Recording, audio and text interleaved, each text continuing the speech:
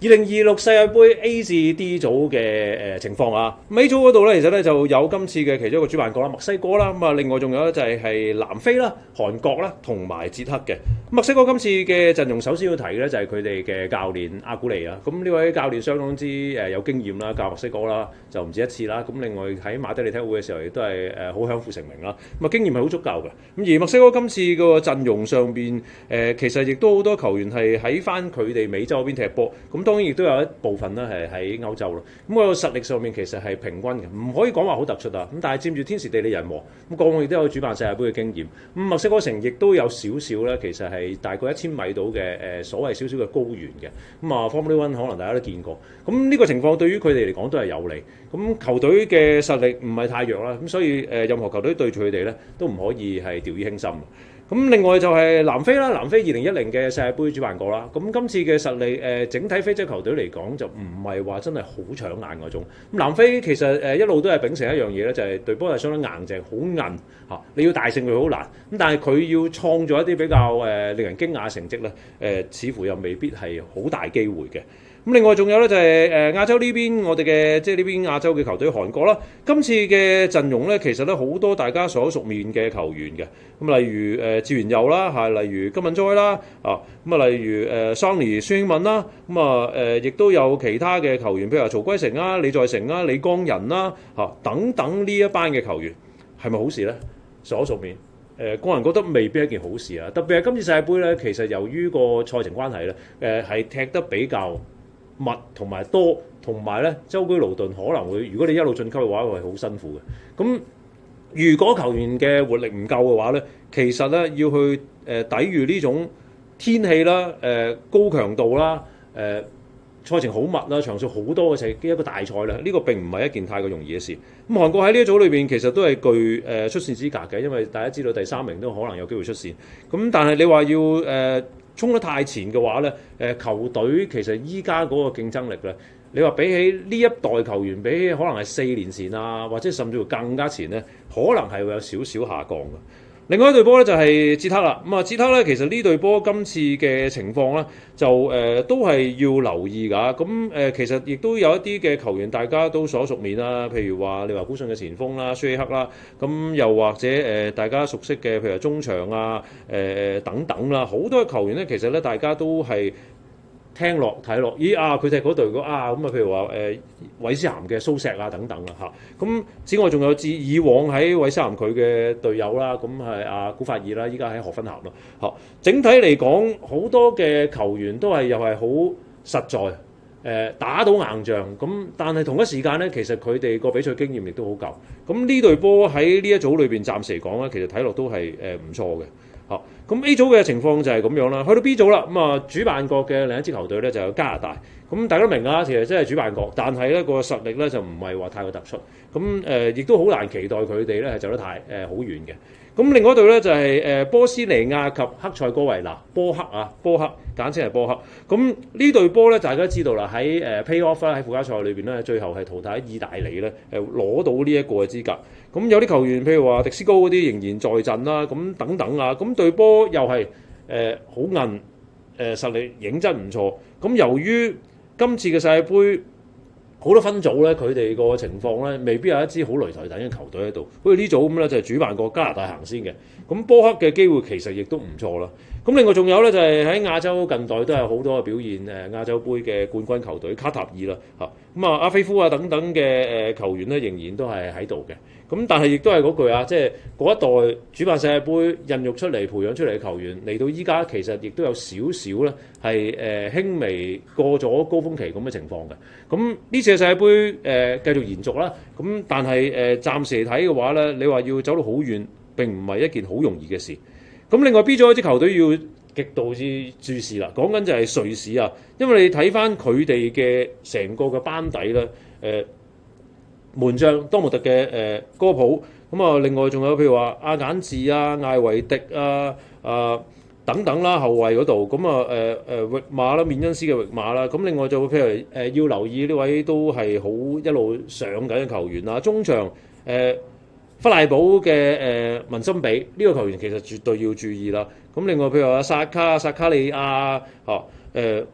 西維爾嘅華加斯啊，咁前鋒譬如話安保路啊、奧卡科啊、列斯嘅咁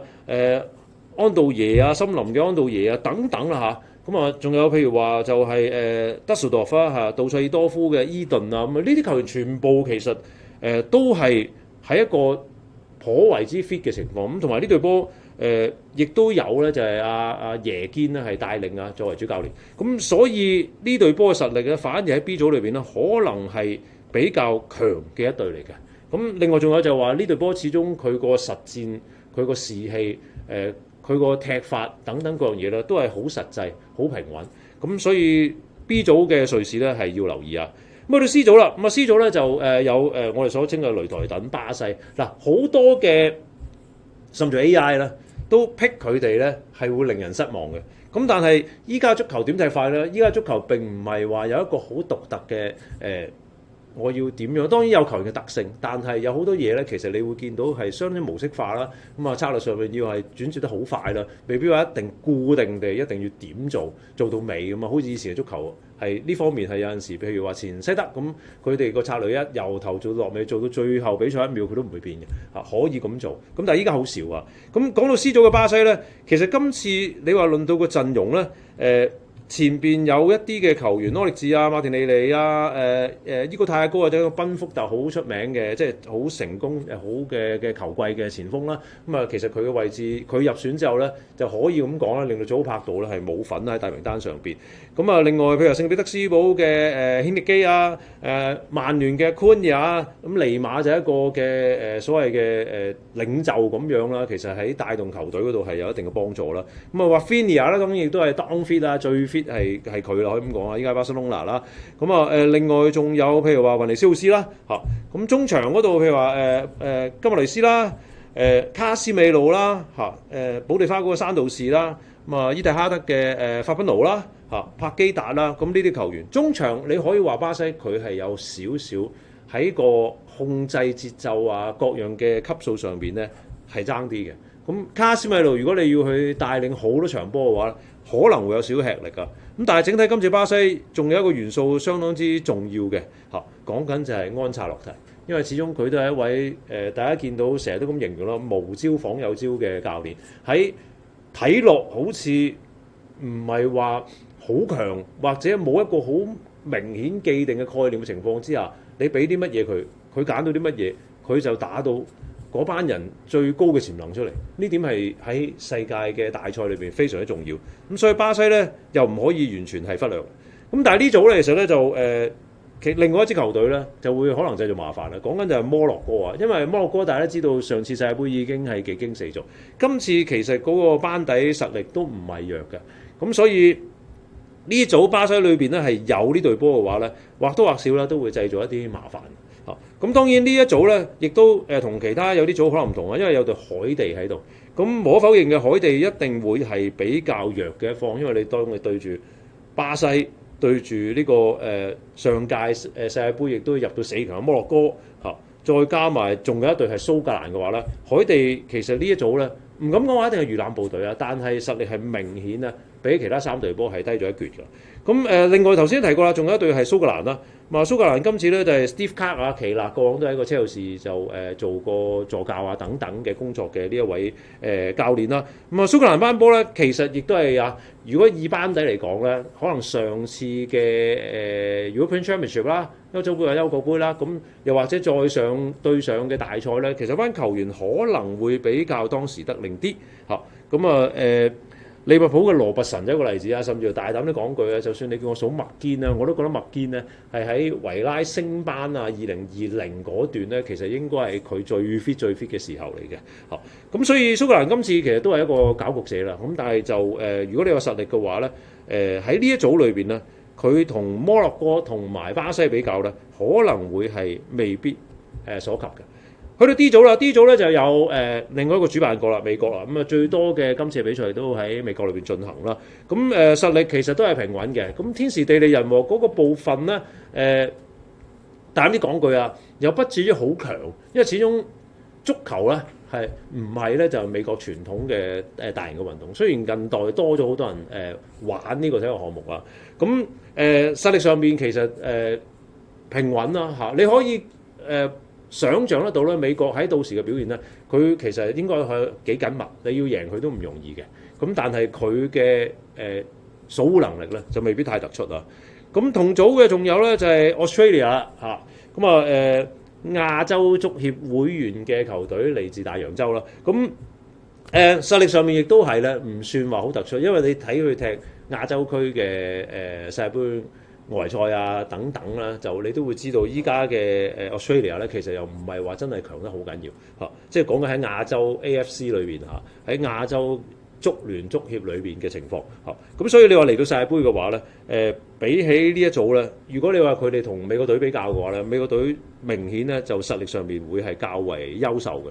咁同組嘅仲有咧就係巴拉圭啦，巴拉圭今次佢哋亦都有唔少球員喺美洲踢波啦，都好多大家熟悉嘅球會啦，聖保羅啦、彭美拉斯啦、金美奧啦，又或者譬如話喺溫哥華白帽啦，咁有個別譬如話第一個高美斯喺白禮頓啦，咁呢啲喺中場球員咧都係喺個大名單嗰度嘅，咁實力上邊其實由於佢呢一組你可以話都算係抽到個好籤㗎，咁所以巴拉圭咧雖然喺南美嘅世界盃外圍賽裏邊其實佢嘅表現唔係好突出，但係喺今次嘅世界盃分組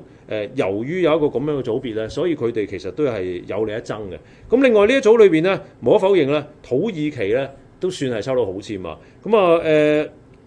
今次嘅主教練咧就係大家熟悉嘅蒙迪拿嚟嘅，咁而成隊波其實個陣容亦都係咧就係有一定嘅可以有一定嘅期待值啊。你譬如話前鋒嗰度啦，咁你有皇家馬德嘅古拿啦嚇，近年都有好多精彩嘅表現啦。咁另外仲有祖雲達斯好去得嘅耶迪斯啦，咁呢啲球員其實都係相當之冒升緊同埋強嘅，咁。呢一點係好重要咯。咁另外仲有就係土耳其，其實佢哋傳統踢大賽亦都係表現係好穩定、好緊密、好有激情。咁呢樣嘢係好重要。咁喺呢一組其實都算係一個唔錯嘅組別。咁睇下佢哋咧就有冇可能咧係去得比較遠少少啦。咁呢四組嘅情況 A 至 D 組啦，就同大家介紹到呢度啦。